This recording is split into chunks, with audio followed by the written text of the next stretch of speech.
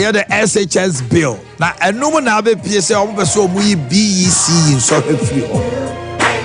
Na akwala no ehya from basic awakwa odu JHS ani aye na assessment na ye de base school amano. Ebi musi dabi amwa. Because akwala no dodo na wo sesi ano. School no kra na ye se omo nkotro no omunya ala se SHS no ye nyia di obi akotro no bebre go school. Mame Honorable Joseph Kumanjo Chenkomo. Or a member of Parliament for Kentambo. Ye ya no na ye call Amen Scientific. Honorable Joseph Kuma. Ajam right. Omanhene. Oh, Omanhene. Yes, sir. Omanhene, what is that? Me ho ye pa na unso e. Ya me no mo pa banda roma. Ye do ba de ase. Honorable member education committee. Wada roma asemi abeto hoyi. Ghana fo bebre bi adwena ye tanta ebi gm ebebo ebi si emoa. Am no crasa bill abeto monimu a yese mo hwehwe mu no. Omeso mo yi BEC basic education certificate exams no free ho. Na akora ne ko JHS a won tron so hwa odu JHS 3 ana ya hwe no continuous assessment near the amount school obeko ne ade kire mu kakra say no kra de a ho sunsanso ma o man na de suane say yo mama fa akonya na menchia kumasuman uturu na na otikokoso na bantuma hene na ma hema edika man nyina betia NDC mpanyinfo a omo kumase edikoka obia timamufo nyina enuanu mu MPP for me chia omo media houses a munya mbre ne mre eni yedi nkomo ye chire no mamu ama this time Ghana fo nyina ye che no ma se eba no asedanka mo tuchuru Sompa FF4 mu chief executive was here salute him and I salute the producer and all the workers there. Okay. Minia Omai say ye di agrobi style bi. The issue is this. Your constitution, your mamra no a ye wa eda ho sisi ano. Manimfo etna se hwe say ye free compulsory universal basic education.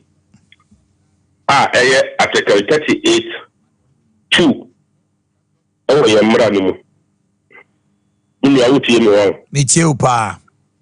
In Article 38(2) no wa mra no mu. Say ezeta akola bia wo Ghana asasi so. And say school dan hwere no. And say nwuma a wo di su ade no, wan hwere sa no ma no. Eye free. Eye compulsory. That mean eye share.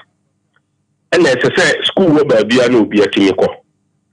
Nti o de mra no ba ya no o twa ye papa ro de sembre no o mo ye pavilion o mo bobo chance dan kunu titwa ni nyina mu and later ye sha share no ye classrooms mra no mo di so no o se dey sit here and mra no ye constitution we no and o mo san call article 25 1B article 25 1B esan kire say and say progressively free secondary, technical, and a vocational education. Article 25 1B. Okay. As I say, after yanya free compulsory basic education, GSS4 from class 1 they buy free no. Yan sign koso nan kakra. Yan establish it progressively. Can I say, adan you see for secondary schools na enye bebre maye. Engineer to no kakra. Ne fan ko awie no bi anya free secondary, vocational and a technical education. O yamramu, Ghana mramu. Ena ye papa jo mama mreno. Omo se ndi omo si e blocks. Omo school dan akese omo sisi ye. sa e-blocks no mo hono minim kura bi wo so eno mo ye eno na mo ye ni day schools no. That's right. And His Excellency your mama pa hontoma enra na sa audiovisual no circulate ye wie na woni bi amede ma your mama launch was free senior high na wo shase video no ha ni wi amu awo WhatsApp no message ya ma na mo ama Boakye and one launch sa de no ba wono no ye ne say day schools sanka boarding schools no e de enka honsa na day schools no entama mu si sa dan akese e-blocks no fefe no na omo de buses car ebe fan kwala no ntu say day schools no na omo si nkuru mienu ntamu so what ya say say be yanka bus no be fa nkrofo no bi afiri ha bus be kwa kofa we no mo pon na bus sande omo akofie so da nanka aban no ho ayeden Ahinhan. Aha, no kakra. That's right. Now the boarding school system no so no my and kakra say tama no so be free. Na omampani na do me na pan for say omo dey free seed ha no. Omo ye no ndey ya ana dano a eno mo ba mu mane ko ba bia. So di me no ni na so aso a omo implementation ni the prayer. One na double track system. So ti ase sika no ena sika ye de ye ni to so eye na do free senior high no eye ye fango eye ne say sika eye benya sika no from Ghana oil fango a ye to no and even at a point in time organization be bar out e be ka say hwe fango na ye de ye ni ato so ye de ye free education senior high education no fango no e so te e be from so what I say esa enti an hwe a daache no free secondary education na ya ka no yesa ya peba bi foforo de ni ti ko hye ka ho enye sa oil fangu sika ya de hwe se ne na ebetimi aboa no emboa milionia minunu nkwala na bia ne nsama heads of schools yeah ka emiti education committee say aduane amode mo so mo sika no emma and a sports ka woni ni eba free senior high sam double track na tama ye bi school ko ye nim na we ya akotochima we ni mo school na we ni mo fi bo so no honorable because yeah no at once mfumu no hello honorable the buy no ma ba we ni so we no ye nko ho why and aban no kan share ye say no ye ni afenyo markets e sha se ka say omo de free education bill bi omo de ba na don kuma no nti ase na say me no ka say ni education select committee member GS Ade Akye Abia no bill a eda ya no se parliament e national service bill uti mo bi cheopa bill a eda education committee ni parliament ni e national service bill ya national service aya na nfe bibire no mpese omo sakram education bill free senior high bill bi ande ya nimu asap me no kasai oh okay free senior high bill bi ande ya nimu eno omo dia ye dede sa na bi nimu mpese omo be ye free senior high no obi a wa launch free senior high ansa na wo be fa se wo ye ni nyina na nka wono wo se ye sha se kakra day schools na fe ye nwa dining nyina wo nkuru su wi a na ya huru ni omo aka boarding no se bi ye ketwa kora aban anu betima so omo so ana o mehu kwa omo de be fa so wo se ya nya ne preko no na ye bu aka ye nsam ena nde o san se mo pese nti ni amiri di ye nura enya bill bi anyamba parliament na so be jamu bill bi amba education committee bill kwa be ba ye ni be tia so ansa na akomra so be jom asat na ye ti hoy emba ye ni bill bi any parliament na mekania education minister don mo chro ye ready ye me say mo inside of say free senior high bill no mo pese mo ye review mo say mo sakra mo say enye free senior high bill na mo sakra mo say JSS edi koka ayino mu be kan bom na ye mfie nsia wa kwa se mo kan nti ni mo kan no ni a eba no enye the same thing the same thing. What other people are saying is that, as I said, Mumu was arguing, Modiba, now you consult stakeholders, Nananuma Info, Sanya Nora, Speaker no bar, or Mono Parliament in Comboy, so what I say. I say, this I didn't call Nananamo. They say, as Namuchira Madi, the percentage from JSS, Edico Secondary School, and your back, you can look on Fields here, and Sarawatcho, and so on. Now, the Professor Adanom, ya papa no ma omo ba education mu e che be pem nde abinumo akwa ahomdie mu a so di Professor Adam Mensanom so what ya say no mu nyina ne yendwen no finance ministry nkofo omo sikasem Ghana sikasem economist na ye ne omo ntona se a teacher for say ne pesa ye nsakraye na obi antoto na adwen but mon consult obi a when you need this stakeholder consultation influence ya be boye ni omunum sika fam no mbeka hey influence ya no bi a aban ebe ji usamu ana ebe yiye ye ni day school ana ebe boarding system e dia akwanya na ebe fa ebe koyiye ni nyina ya gwe no ba sebi ye ko ye mpre wanyen sensem bi a e ma ye educational system animia ebe haye okay Honorable Medasi Honorable Kuma and the chain commodore. Mame Emma Dr. Adam Sakwaba. Doctor, I'm pumped to say. Bibi Aboko. Mamma Honorable do say Akwaba. Honorable someone do say what to say. Omanhene Yaw. Former deputy minister Ashanti, former deputy works and housing, and then better Chenkomo, former parliamentary candidate Bantoma, or Jinemama, and this was Asante Mantempa. Kwabra say first vice chairman MPP Ashanti, former, no swenim. Na ya to check and come on pay. But answer no, yani doctor, time waiter, amen. Doc.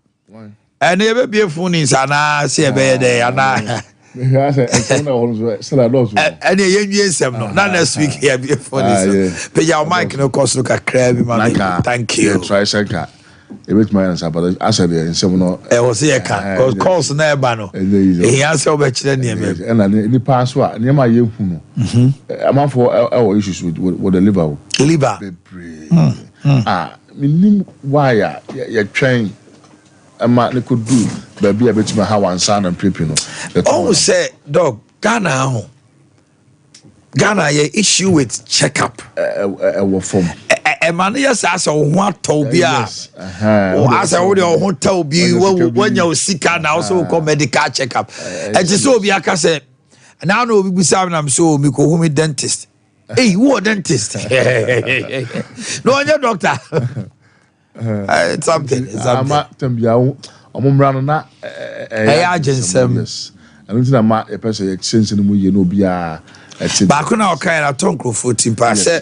For say you say eche from bienu baby aye nifa no yes nifa ho no na obrebo wo se ho no eye dindindin chain ahado ahunu se brebo no bbs liver no say the largest organ in the body. Okay.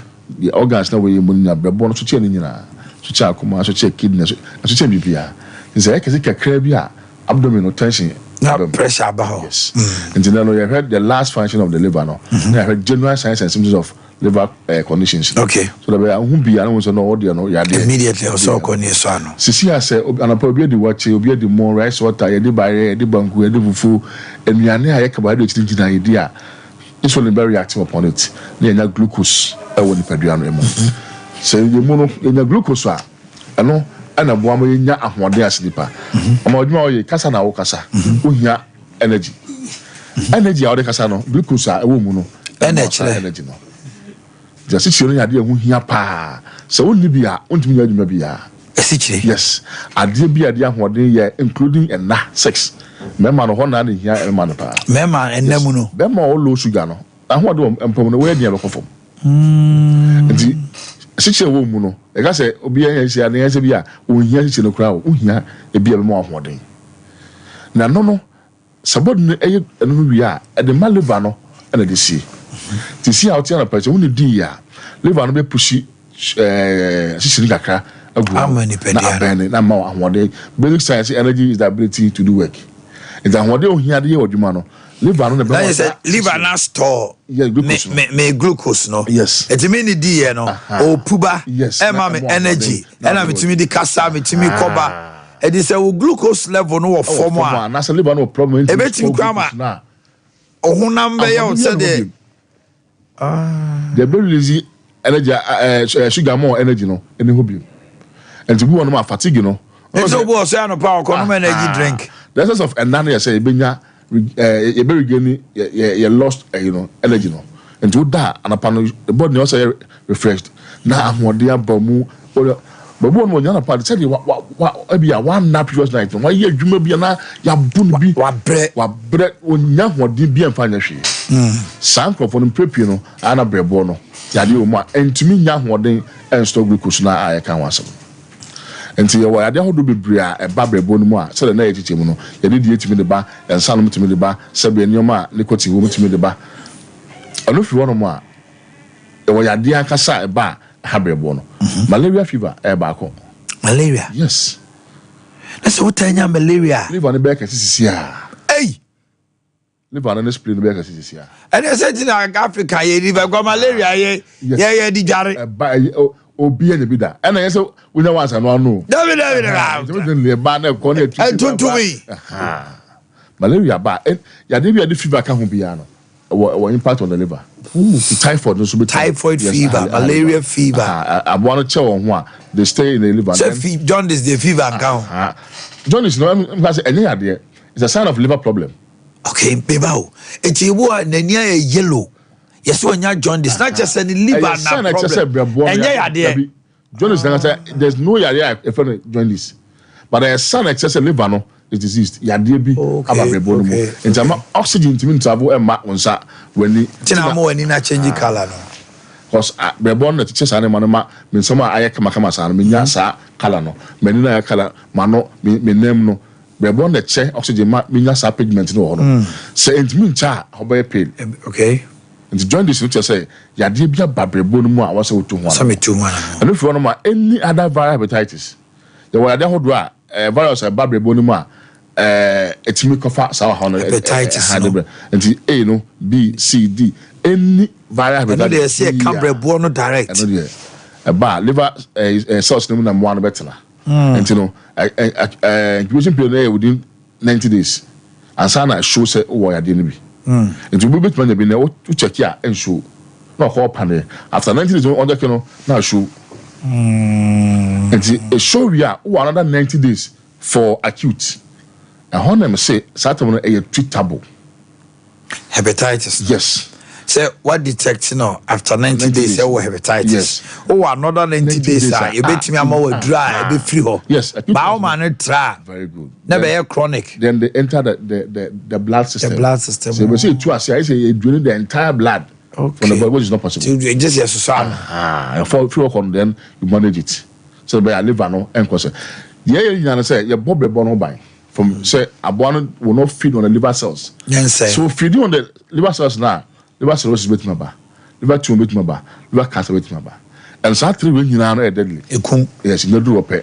Na ediwo ebejani so ana yanka mo mo tiri radio no so number na 0277 00 1234 0277 00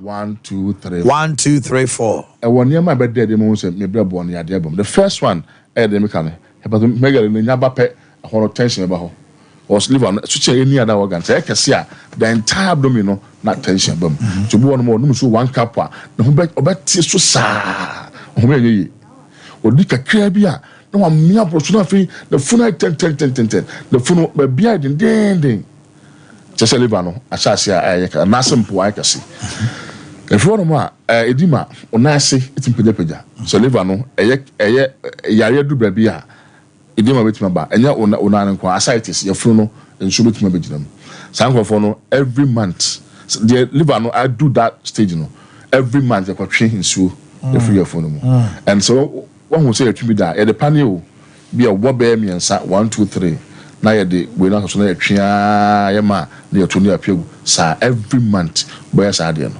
na sa e ja nsu be fa yo funu mu nyina ma nipa no wetu afi eno fi wono ma liver no producer ye friend say bilirubin bilirubin said those one amai won kwa bi wono ma no ho keka no ma ho bi ode hairbrush e brush it no what to be for and we can't or they want to chisa adwi ho sa we ki dua na ho atwa but still na odwi so obi wo high na bilirubin na a course itchiness of the body ono no nye ensuo na kana ho bi da bi or ho na honam no e dry no dwi sa wo ho na white nkwala per se na se liver no yade abam me se sa akwala de se ekoba se mpo liver no se wo na ba ma na simple kra ono de no e betuma twa ba bi a ai den na fe no na ma no time e be heal asa fifi ebiem ba panimu e twa liver no so age ben about from infancy up to be at 10-15 years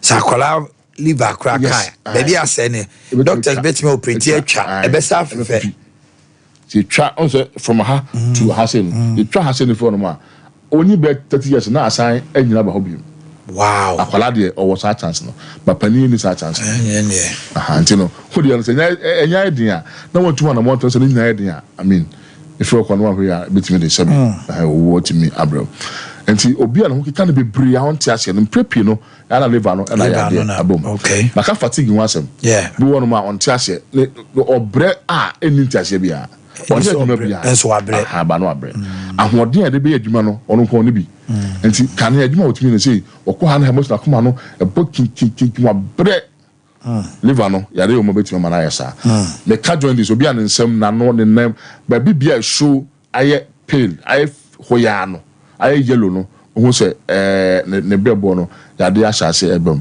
junso color no say somebody say yellow o say ka junso no and the normal way no I think I use it say insure no na okay so near ash and if you bum kran e be say ka kra bi but bi one man de no emra no pure yellow palm so we there I say brebo no ya de o mu a etumi de saade no be jani pedua no so akwala wo liver condition no nyini nya fe wo do compare the PSA no starting with no fin bi tambia no na ho de wo form ntimi nda panimu ntimi nda udi kakra bia no ma yefunu ho no ayo ya uti chane mo nyina koso ahun so brebo no ya de okay to one month no bia wo one liver timi do se de kra mi ntimi emma emfam media ma by kidney there no two me do wa back I can survive on one to show brebo yi and some no money sade ne mo nyina no ye ma sane mo nyina mra from and ye ma nicotine wi ni sane mo nyina ye hwende one go be so an what one montem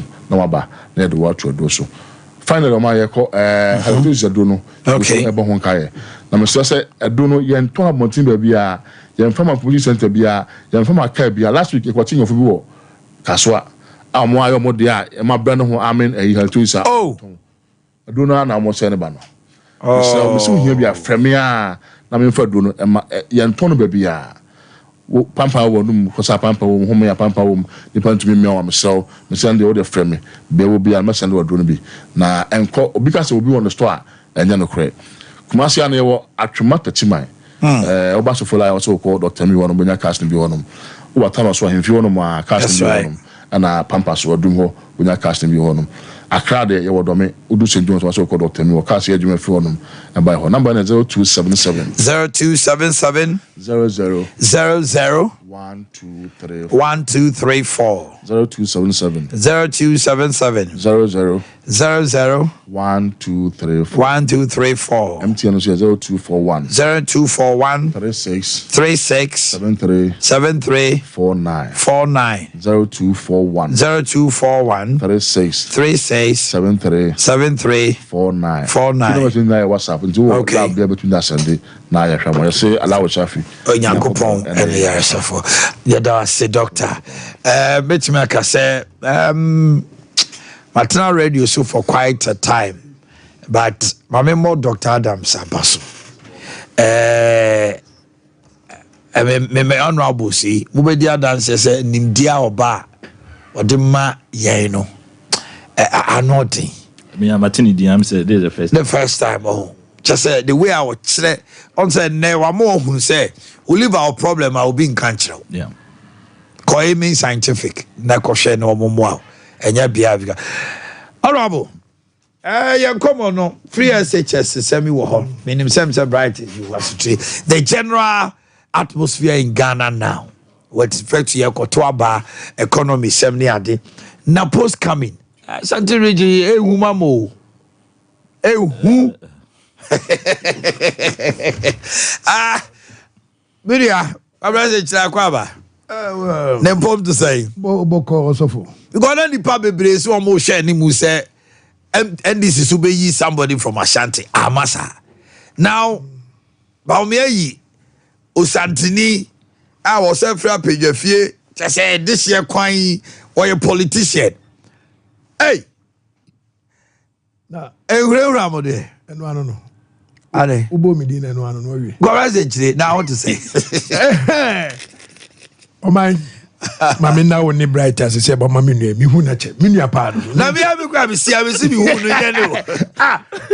Last behind me, should be yeah, let me watch it. Let me hear them see Debbie. Let me move. The number to say, and I'm a friend of the Boakye. It's a very nice gentleman. Oh, yes, he is. Into Aquababio. Yeah. And I know so many J. So, over style Liberty Conference. We do them in Busai, Jubilee, and you see, oh, Omanhene. And now we a program, na me jam better now. Me the can fetch the more creative. Cash a man for pa Business. But we be show no catch the man say ko for bibra. Awie su way nam say yes mami. We are ma oba no so emehwe na so kokoje nkwaje ni bi. Say what you say kokoti asem ni bi. Enye aduane nko na nipa di a obenya nkwa. Emum oje asem no so di a nkwa no so ewo ho. Enti moya de. That's it. Minia. Yeah, man. Politics, the moment watch. Doesn't this scare NDC? The presence of the kind of a chief for any ashefo omu asoni omani ewo Sompa. That's right. TV ni FM. Na me nchia NDC penifo so omu Ashanti region. That's right. And me constituency for Bantama. What sorry honorable. I'm going to say Julie. I don't pay with you. I know me call Liberty Conference go ahead. Also, me need to prayer tower. No about pound. I don't go to the island. I said I'm so every time here baby all of them.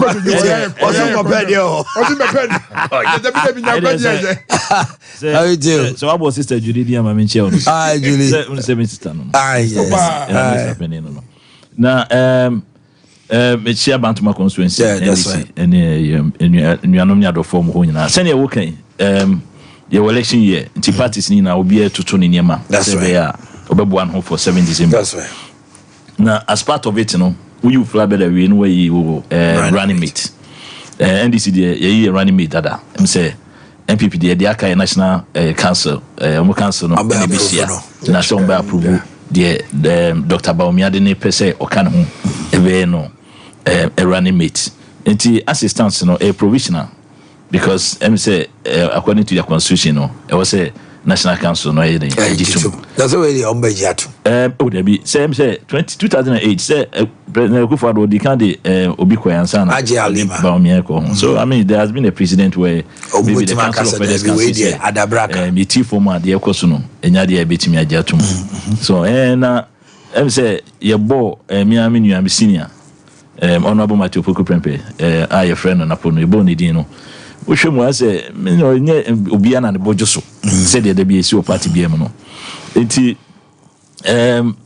wadi card na ko kire say national executives na chair parliamentary national council of elders no say on begina to mana so omnyini ntu so those who are opposing it to say bia wontumi mo no say na wontumi mo oppose so wontumi de no ne nya adwen on say Sunday ya o ma share pictures nya ba no pon no abodutwum ano padutwum no pon no abodutwum say wontumi ne wan kra omodoso no pon no abodutwum say bosom twefo no nyina de no pon no abodutwum na wo hwe mi apia ku bi kra wo so no no pe enti no enya de a eye bia obi a endo so say ono ne pe no ti am to say National Council of Elders according to their constitution no on be hwe na omodina ba but it's not a threat to NDC.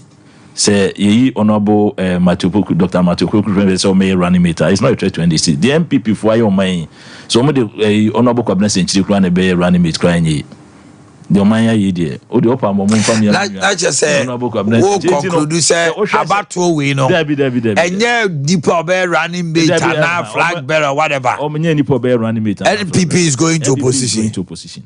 Ade 88. 88. Na medi 8 almost medi 8. Now 8 you kura de enye. So almost break the almost break it. Where the break it? Omanhene. I don't know if it's almost break it. Look at the depreciation. Edu maybe o sorry ane. Dokuno ne boy be a 1 cedi. Echina be kono 1 cedi 50 pesos. Echina be kono 20 cedis. I haven't seen that happening in this country for a quite long time. In fact, if you look at Nyema Akoso under this government, they don't deserve to break the 8. Enti media say okay me say obi best came here. There's nobody else who will tell me. For amonko for mo making na me running mate. Mfani pa 20,000 year running mate to Baobia. Still now no, they will have to lose these elections because omonye ade adwuma say was say omutimi den etimi etoaso anaso omutimi break the 8 no. Na me mo asante mantem ha say okay say Dr. Matthew Poku here. I've known him. It's not a new person to me. Okay. Yeah, Okumasi ade. Yeah, ade politics yache. Onim ye de me hu say oye a threat to NDC. No, ni hunye hu say minim no. We know him. So that's it. Nti enye say fans say yakofo obi free space. Bi ne de ne ba na say yakofo obi odi Jesus Christ echi. E wo having the free swab see say. Ne hunye mu kra. Enye hu. Everything is about politics. Even the thought of say free Ashanti region. Say free Ashanti region na what we are more mind say disunu antimi atotuna watotuna se a aseme na be kan che nipa so onto abama e kom de me o ti ufra nfie eno na be fidi me anase be me dey me niam aye nto medwuma sei o ti ufra nfie what dem jona say so it's not about baby a nipa ni free anase de nipa ne ye eye adwuma na edition sa no e kwan be no wafa so aye no say a government say the MPP aban ye dey party ye look at the depreciation of the city. Maybe a city from January last year to this time, or from July last year to this time, it has depreciated about 30% or so. It's unti planning. Oh, your businessman, unti planning because enra discuss in a $2. A dear betchene a cost because I could find my free Turkey and I could find my free Dubai near $1,000. Now got $100 and rich here. Sisi anu ukra the same city untimi fan koto the same thing ube city no be here more na dey aye. These are the realities on the ground enyemanye enyemanye businesses are say bibia nkoso the standard of living has gone up sanima we yenhwe sunka say bisan dia to abama no asan be dey aba betinam ama me ba no aboso no be ya adwene say in our elections irrespective of economy or whatever ya to abane bi pempi so where the person is also coming from and also so abeye a sticker since 1992 we a stronghold we free hand here to man we free higher to man no UGT say and at this time around there sade na nya adwuma. No, you are talking about ethnicity mix yes say we free so in producer no coffee be free I can that's because because of ethnic distribution of Ghana no. So they say but everybody will have that kind of sense of belonging. It's me edu say be a member me flag bearer based on my ethnic belonging. I have to make sure say I capitalize on it say a bit me aboa DJ me. But what they say I'm not discounting that fact. Okay. But the most important thing that obi enu so say my sorry anopa e di ni si mani mo me babedi. Mitimi enye ska di twa me ho. How is the standard of living? Medjuma ekosen. Omu wie no a ansa no aba say abehese we mebusuani ana me ne fi. O man say no abo the tie me fe. Say ansa no aba no. But say won me come do a enti come do that. Say come do pa na cars bet me cars red bit me atwam. Cars say ne color red. Bet 20 bit me atwam. Ungwa say red color car atwam. Because say come do o concentration ni na wo fu no. Unya aduane ni ye. Wadwuma nkoso. all the mechi no wadwuma nkoso a obeden wanya adwen pass and akwa kodwen bibi from say akwai atade eseni efa na say enyefe. Eti all those factors that you are talking about no sibia ethnic belonging and I say ofrihani ade no enipa hwe na sitinem de ben na ekoso ma sitinem so hwe na sitinem no na eya ansa na obedwen say nya wonhwe oni time crowd ba behwe Penny bia ka say Ghana abato ye to na many na enye so much of development like that. Say lo mo e bi o e bi a friend negligence say ukoye bibi na fan say ukudi aduane bi ana say ukoye adwuma ba bi na kunya cancer bi o body no a ni ahwe adwuma a waye no previously the free be contributed negligence. Yes, so that's a say nipa say adwuma bi aye no emu dia na contribute to the condition our family eti ofa ye campaign ayi any say kofo behwe so ato abama wa e bia won percentage. Okay, so that's it. Okay, bia won percentage say maybe see on say you free na me beto aba wa ho fe na me beto aba what is the percentage of that to inform me to vote? Okay, it's a bit me about said you can no but 0.2% of what is informing the person to vote. Enye kesi e bia hwe economy no say economy no hunya no ntwae no about 80%. So it means that the probability say enipa no be gina say ho efe so ato aba ma no 0.2%. But the probability say enipa no oye you know to aba ma no 80% say economy ni nya 80%. It is a me dream ho ne me be say me to aba ma wa. Me say na okay no ho efe a nice man or say but master e come to me. That is about 80% of it. To ho efe no ever be 1% and I say it the all can in a components of see this dynamics. So NDC Ashanti region here mo pa. Because anytime you increase your votes here, only 2020, and Amunya 658,000 man winning. The last election, 610, your mama won. Previous elections, more appreciative, 28% or more winning. 2020, you had almost 28%. And the MPP has 74, Esutiba 71. Yet, in terms of nominal figures, they won. Now, Alan Kojo Martin is also hailing from here, Oba. Cheda Sufriha, Oba. Would it inure to your benefit? Politics. I think basically about my party. Not how the party is well organized. Any other dynamics. Let me tell you, I'm just looking at it from that point.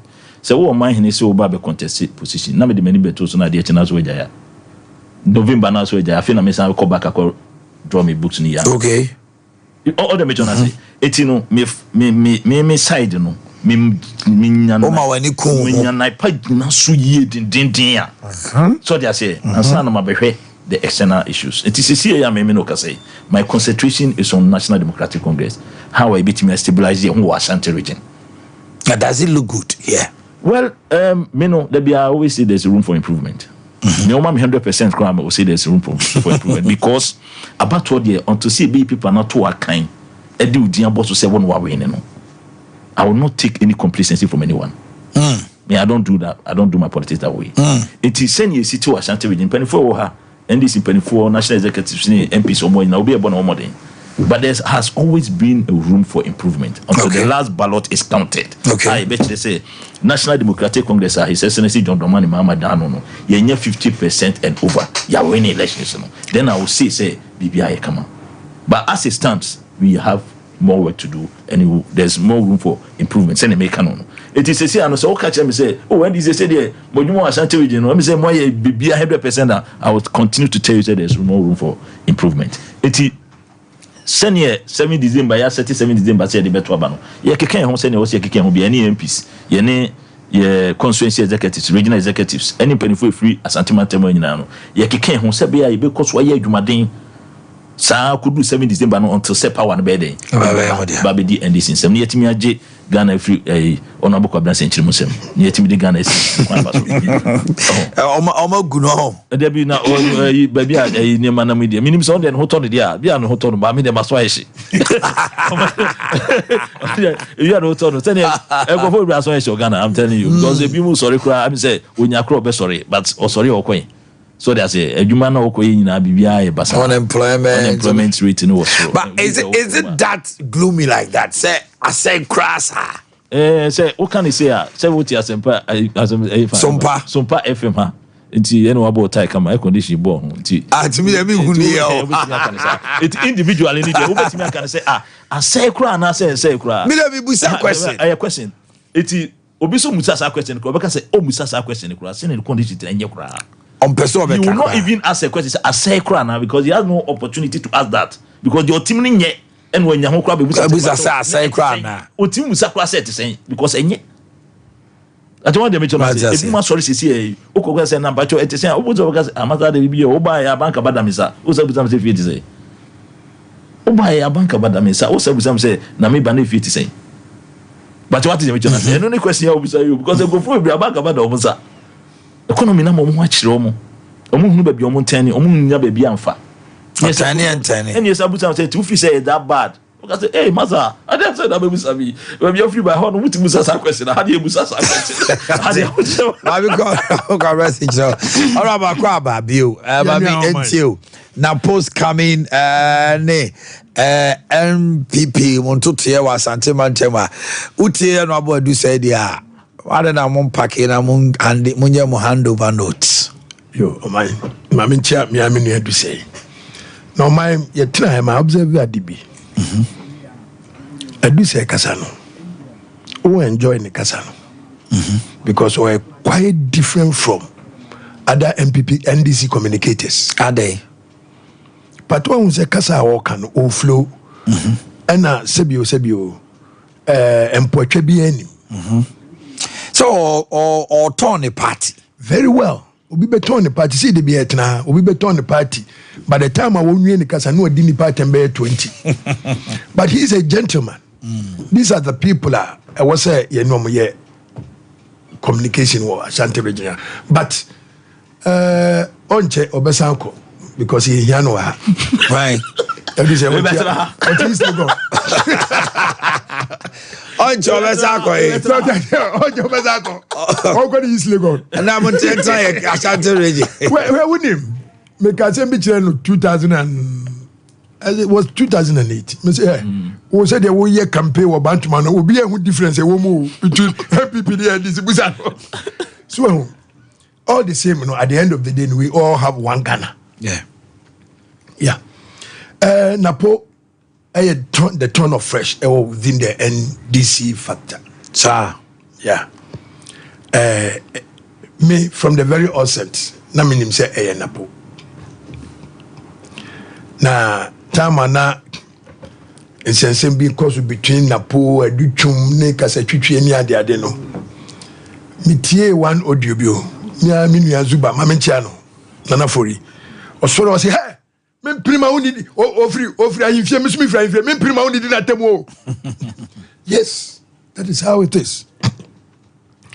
Napo is a gentleman what you say adu say munya manko prembe misinia so one with the mitro no na wo kan sembi o see minni no we ma sorry ba we mi ku ba we mi way and also play role e wo politics do say 0.2%. yes waka but it's a vote anameboa e pushi ukwa animu me kai 2008 and I could fear Palu. Me, I mean, your mamma, and say, be two. Kwame Adokufo. Oh, that time, no mention in album. And we refuse would do that time. No, I share Kambu. That time, no Kambu Abbas was shabby, no, I share trainers. I share jogging, white, Tawu, white, Gunukon, or draw na. Mary, Mammy Fufu, no, Jiwo, ye, or work. Mammy, who knows, Abranti, when he met, Fenanima. Owo fufu ni no mame ni busa ne se na ede na ope no e no se me ne Kwame Adokufo me pempi wa wo se hwe Kwame free na wo afa no tifam fufu mame na free akọ so a factor Dr. Matthew Poku Prempe wagina yi na wahwe ne hu yi looking at his background no mi hu say NDC ni bia kasa tianida MPP ni bia kasa tianida o te say do say wo ye na dwuma uhu uro a o play We are NDC near only one. We are MPP near only one. Sana Huno. That is, oh, yes, Sana Minim no. Yeah, but the NDC doesn't see him like that. But they will never come out and proclaim this. They say he's arrogant. This is the word they use. Oh, also arrogant. Or you chair or the casa, any idea or. My main Claire, dear Bakwa. But we are crossing so country. Omanhene, one and one am the babu idianim. What is a real sinny penny na cassa we are, dear. Let's just say, Unya Nipa was a fata. But at least I was so being a count. My main country on Napo. Napo is never an arrogant. Meaning Napo, Tamwa, or we in the medical school, or yeah, the service, Menshia Hospital. Nah, jokes be one we are because expensive. Odra, hey, now when I say no, no ko. Hey, my mincha na nose suprempe, na chiriba. Na nose. Hey, I want for no, maybe I'll chako. Oh, maybe I'll chako. Oh, I never catch them. I'll tell you. Well, I'm assuming Chaba for lawyer Bafo. I just want to be Tiasi. Michelle Abafo. You can't be a dear banano. Oh, Miss Michelle Abafo. I never see. Muni slogan, slogan. Oh, me say, lawyer Bafo, who am a chow. Macabone. Bafo, where you mean, Yakitwa. What do you call Sam? And to the American say, Dr. Matthew Poku Prempe will bring a change. And on my culture, you be check Ghana Mutu, the vice president, Matthew Poku Prempe. Running mate, not vice president. Oh, you are dear in Tisana. Hey. Vice president. Bible say, oh my, we are so full. Bible say, the awareness one. And okay. It has already been done. Hey. Oh, and the impact to Ashanti region is very, very huge. Very, very huge. It's not on the ground in Ashanti region like that. I'm telling you. Well, in Omanhene South. Hey, Napo is everywhere. But Abrantian or Wahobra you will never notice say Napo Waha. Share your name in Namunina, Baumia or Baha, what we are no. Well, we are no. Sana Naputie. So what you say? Napo Bibia to say Nana Yura Kwame Adokufo. Ni Bibia so say Yura Ajokum Kufo. Unzo mo nana no. Ena nana pejahine kwam chiritwe ba no. Yeah. Oni mamamre eni mamane. Yes. Na Ashanti region he is coming to make a difference. No. Enya Ashanti region kwa. Makasi ebechim because Bawumiano ebe fa northern, upper east, upper west, Volta ni other areas no. Baby Jomama ho den wo no. Eho na Dr. Mahmoud Bawumia ekose eho. na Dr. Matthew Poku Prempe won to me Collins team honorable Collins team any womo ka any group no general secretary no na yeso yafa the southern part of Ghana well middle belt no akwa Western North ne other Central enti ewia Bawumia say John Mahama ni strong ewia ne asaso apo so what I say now about 2-3 weeks to the elections no na asa change bi no asa konachi na so asa ba na nya strategy na o to am this I do say you mean me person who asa na say no to am NDC for me person who because they have no any strategy on between their combat here sir and obia so or clear strategy bia also say who say plan B okay so what you say so what you say ye can we no ni esuwe to different area it's a message be na mo dey ba Ashanti region numerous na Oman Ghana and say cry I see on two kwan ehuni UK Oma change president baako miensa prime ministers miensa say cry dey toso na samba because Sunak sa snap elections ya wo yi betimi de nako hwe France o ma lusu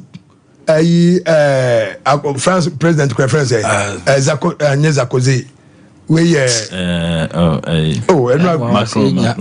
Macron yeah Macron one with the the parliamentarians no one nyina economy is everywhere. It's on the 28th it's a wo share CNN for debate ni bia so what just Donald Trump ni Biden well US one dey catch bia the whole world one dey catch bia but then na champion dey buy ni seka for didi but we are trying to put the economy back on track Ghana se unse yeni akra no se wo de Ghana dollar na akosoro no won etu nchen a abrochiri kwa ntimi ntono ma wo ade ani eto $150 na obekọ $500 ade ani eto $200 obekọ yesi $600 o ma tututu no manim nyina so ye mo obo ma ye nka nkyerɛ se tiso enti eye globally ena babia say na de boa kakra ye say Ghana ye wa ahotoso ni bema hwe Ruto Kenya hwe de wa financial bill so I withdraw na say why withdraw the harm has been already been caused also kura we okra say a billionaire esanka ho esa wo tiase enti ye can say MPP we have a message na me kai say tama utufo pukuwa reframe no say ye pray na na kwasi agiman ene opim so ye pray so that's obia so obia no hye at the end of the day we all come together no my politics here a good politician is someone who can negotiate so what you say e wan no kra na wontumi wa ha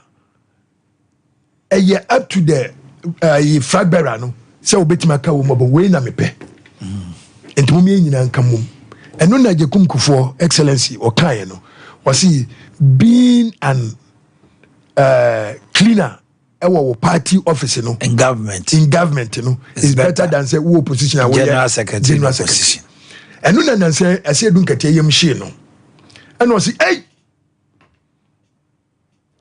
ono bo du say machiche post na fa na monka hunu say yenwini ye o ba wo mianu we obi a we dangerous we say ehwe ni ye ba wo miati si mu yi on say John Mahama na no account eno ane ba no akwa ye work as eno achi e wo Tamale yeah yes it was massive ye dey asamoja enko asamoja e kwa ye work wo Tamale baby obefa bia ye befa obi di obeye bia ye beye bi na asamoja work so de enye work to aho me say ayi tio tio Henry no nyina beba Dido Droba ebeba Essien ebeba sao tiase na da Messi no mkwa no mo match o mo ma ko do mo nyina aso beba na no to aba papa oh ene se na work ye be massive dey to aba there be said the Ghana for the to anani that you dey can say just a upulu crowd so we all at least upulu crowd when you crowd bit manya mo bia be about to is it on the economy enema se ne anobo do say ka say enema adding the amount for be the adwuma sem ne ade no enye na Ghana for be hwa ana mo bibi sonku bia mo ma Ghana for ana se den anu nti Ghana for be ka say e wom say economy ni mu ayeden enema ayeden nenso ye be sa to amamo date na officer mama say what dey oh be 3 minutes quick na me san call robot this NDC fragbera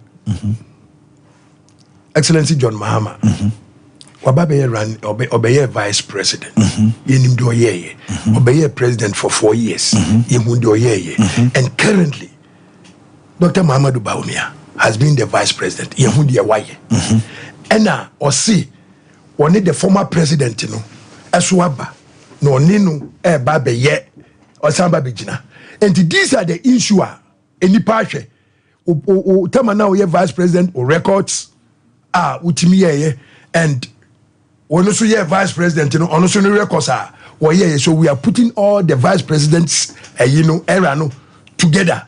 Near in future, but only baby. John Mahama is trying to run away from debate, but the implement and debate no idea about one about we have debate. I don't catch them so on debate. Oh, na say ya pusu you hu the echo. So what you say? But say it's not under any obligation to have a debate. Because the Ghanaian people want to know dear obiaba obeye, ba umia kandi oba obeye, wakane ni swade hu. Ene na ye call Greater Accra o committee ayemfo no. Wahine ba ko kan no. Wasi abranti ye wure hye ni mu a. Obetime de akọ bibi papa.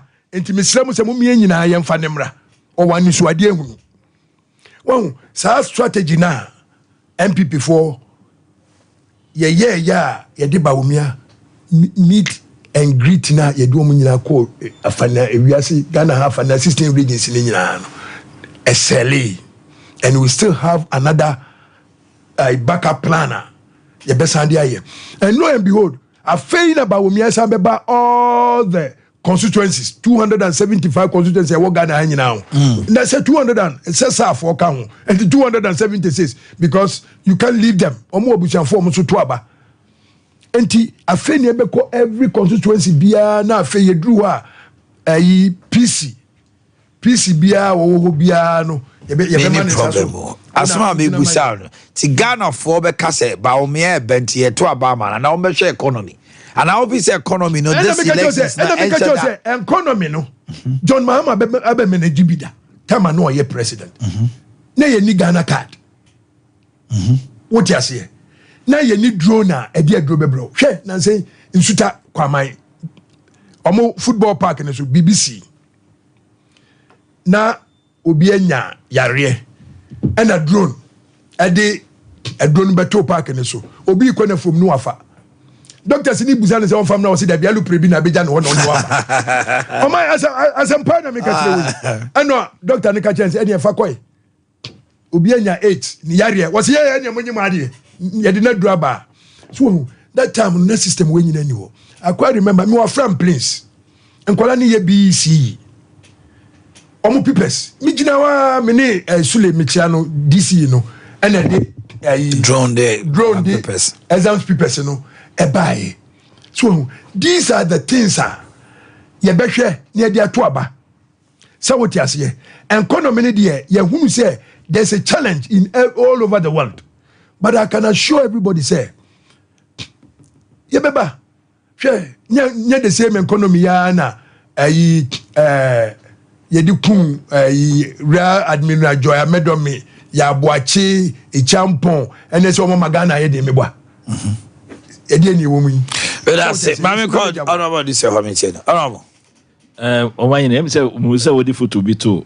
So to me, to me, I want to many you more. We want to many nipa. Me when see there and ye fit. This man now was smart was I must say unity be a smart and who fake smart. Eti was really no but we yeah. So we many trim and abonyo so city away. Now minimum to be parent. The city away. Minimum city away ba. Minimum city fake. A fake.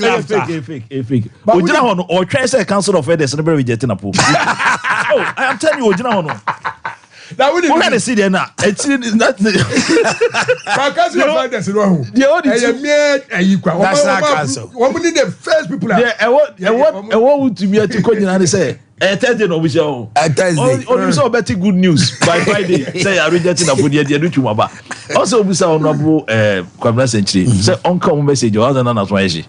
I will do coffee for do me if he could be groovy so near the na Baumiana, the whole world, the economy, Basani. When you are talking to people who are suffering, who call yes, I say we will not cool. Opa kujina baby so no nikasa o kasa be wi no ni ho we come de na fe na wo ka and na ho akwa na first sooner go so one na me ko he na Canada wo ko $150 no ni my girlfriend $150 e come de no se see oni man see this yeah come de see he's not able to turn around. That is what you are talking about. So that's it. But I never because Ashanti region say open carry message a bed. Me honorable minister, we say Busa no kana eden. One here Busa sa question now here be Busa that way. Busa to the unfound sense so when Sebia when am from sense to say ya wo ha meeting aka say and I was MP before said I'm more than Ashanti. Oh, frankly speaking, in terms of Juma there, me who be sa Ashanti region. Me who be sa Ashanti. They are priding themselves of roads. From Ayo. Akwan wo. I want you Omanhene. Ubusa ni me enu me so aka nya fi no be ka say. Say ka ka na go yiba. Be ba message no akobechim. Akwa sisi ya obisa me say be 24-hour economy no it is saying I will take my time and explain to you. Me ba time so Abia do say na member Ghana for 24-hour economy. Some can't say it's an aspirational policy, but I say we don't have enough time now to expand on it. So but they meet me at but the meeting say ubisa honorable message say a message for say no over you so be message be no kan no man message no say message no you see any e dey back room and one na po every ahimfie or your phone or your way or you see I know that make us a forms a strong percentage of the whole thing who you know because and the crack is saying what have you done to improve my standard of living by a pemono a DNY improve the standard of living see am tie bibi am dey 10 mo kra menya maduma me sha se mo ba mrem mo ba power no maduma na say enti ba bia ni pani free no eno e be ye maduma ni ya na say be me dey but don't dey make sure no it is difficult for MPP to propagate a message in this region. Really? Very difficult. Say, but they are being smart because also move faster ethnic belonging. No? Any be an approve here. Who go out fan for what so beshi. Say about real issues. Say a career issues. Say a career issues now. Why who baby other ones abijina and now do na abijina so. And I don't blame them because it's difficult times for you to point say we ena yejina so aye because Ghana for people say question say Mississippi and Massachusetts dem dia enema e kosoni ya hwemo a montimi anye ho hwe aba be sisamri started be 2021 eba en economy ya eba sa ma me ehunu so sa na dia ba be do samri ye beto aba fi do san be ka chem say mintumon ne fabric 8 no because semi prediason me nua Dr. Matthew Poku prebe fly fie ena baumia because baumia economic what can say desire so they say but o kan nyina echi wi a me masitene mu am team sisi a no enye ma kosen e wo masitene that is the bone of contention here eti kwamna senchire na no de obetimi akogina ho na why o wi adi nyina why you be no bi akọ because ade a o pese o mute ene de bebo o mo abrabom so they say amabrabom na timi akọ nanim eno ne ade a o mo hwe enye se be preduasa baby anipa ni free so sebia onim I know honorable Napo as I said saying if say bantuma no say obe contest na Paul originally no bantuma guy me bantuma anyway say obe contest me pamo no free on oduba me ya pamo no ye ka say yen yeah ne pamo no yeah understand abo na bi bantuma pamo no o be sia sa to no em say wo ko e meeting no em say opeja table nyina tutugu yo why na so eti okọ ho no e na omo ye omo so omo bo no mafia o te he aha come peja table ayo ni o se sibe e fight no e o be sia o ye ko ho na juno ai e no we o ni o se sibe omo ko peja table hwehwe o ye pamo no people to ma ho bi because ko mo sakere mo man sia so no so ana sa o ma na libre e na waduru he yo table no omo de hwehwe o mo mafia ko mo body say anybody dey come and shout out so I know him very well na say ne honorable kwabia say chika no match Ghana mu mienu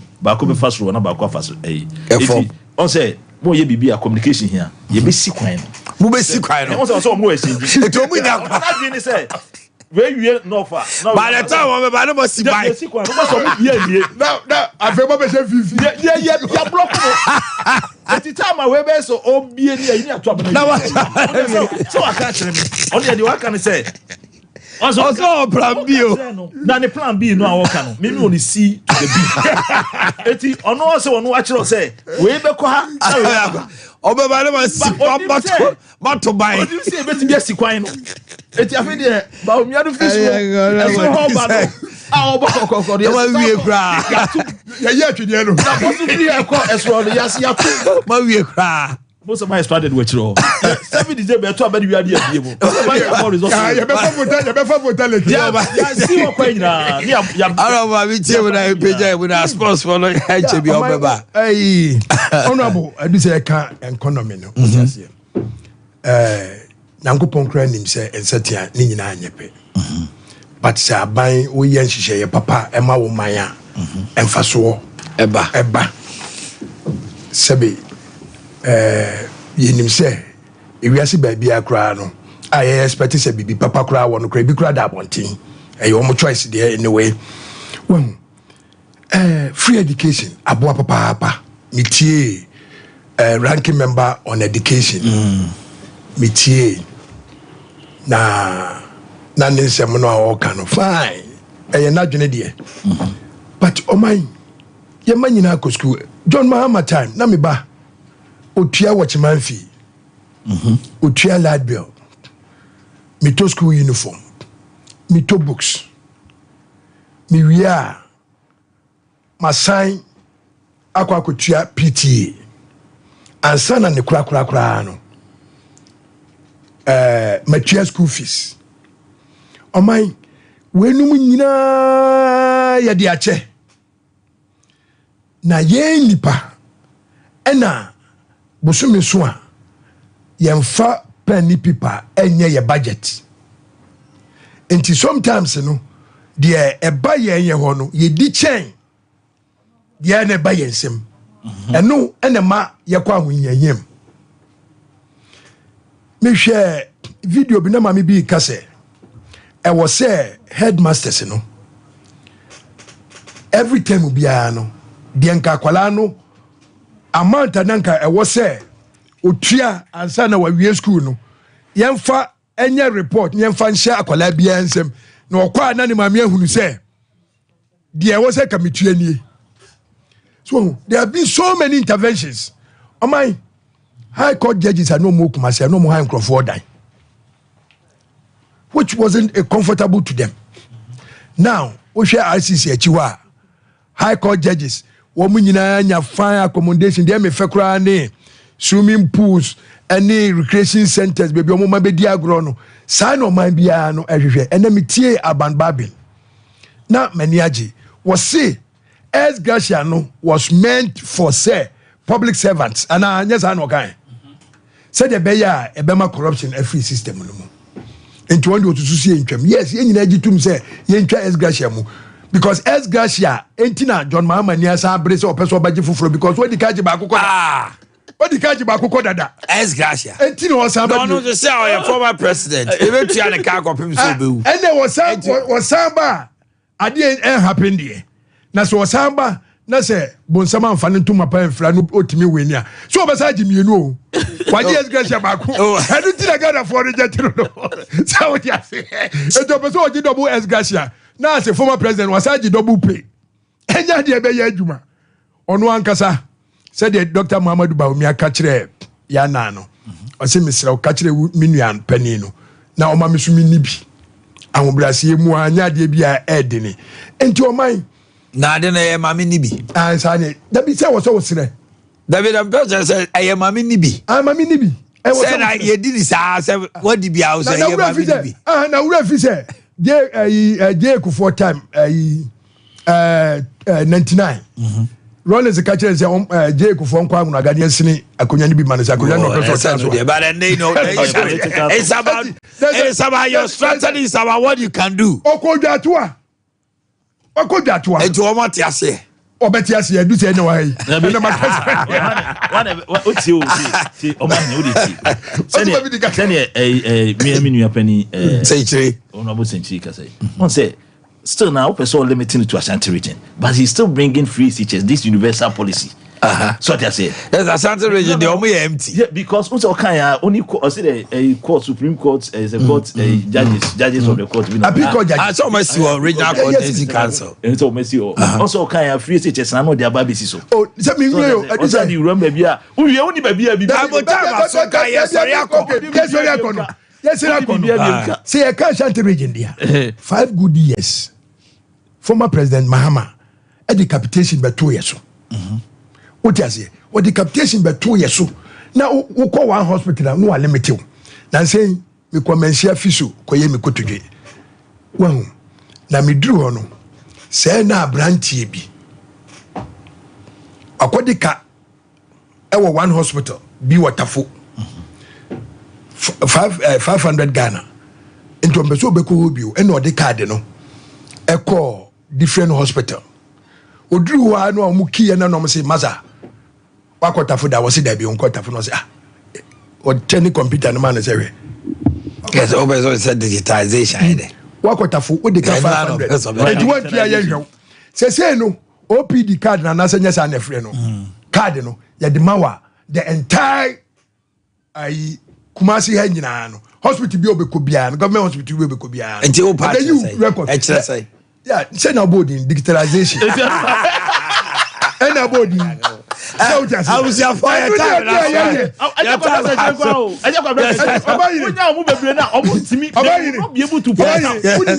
you can make as a national director. But so I mean, my birthday swine. Oh, microphone here off. Happy birthday to Set Body. Marketing manager Pro Life Fishing Company Limited from Ajwaba Kwajo of Agra.